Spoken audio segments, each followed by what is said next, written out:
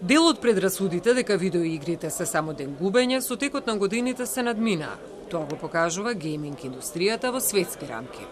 За прв пат Македонија е домаќин на првата конференција за развивање игри.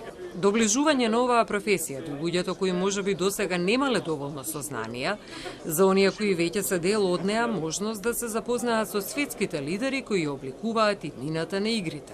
Студенти, млади креативци, над 30 инди студија кои ги представија своите проекти и преглед на следниот бранд креативци. На кое ниво е свеста во Македонија и покрај тоа што го поседува креативниот потенцијал?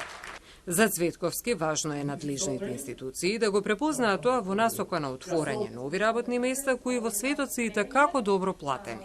Во моментов гейм девелопер индустријата тежи во однос на профит заедно како филмската и музичката.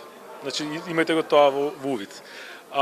Платите на луѓето што работат во игри, мислам дека почнуваат од 2 просечни, можда и 3 просечни плати па нагоре. Така што мислам дека тоа се два податоци кои што практично се и текако битни и важни за да се скршат дури или најтешките предрасуди во однос на оваа професија.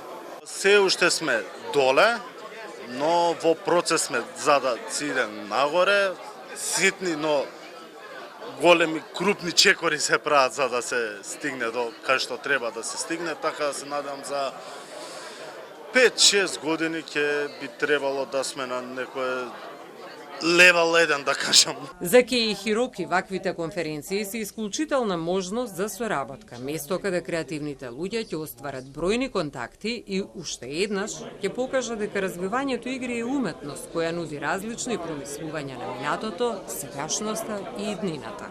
Still trying to be innovative, and that's why we're here in Macedonia to seek new partners in new areas that we haven't explored before. And I think I'm the first one here. So, and I think we'll be announcing a new game project between Japan and Macedonia. Во рамки на оваа конференција беа загатнати и родовите аспекти во гейминг индустријата. Колку интересно е тоа дека жените во гейм девелопментот дават еден друг тип на бенефит, односно сенс на игрите кои што ги прават. Тоа може да се види на гейм джемовите што ги правиме, како машките се прават, нели, машки игри, а женските прават многу по различни и со различен пристап игри, што е многу битно кога станува збор оваа индустрија. Во програмата на оваа конференција се одржаа и панели и работилници посветени на развој и имплементација на екосистема.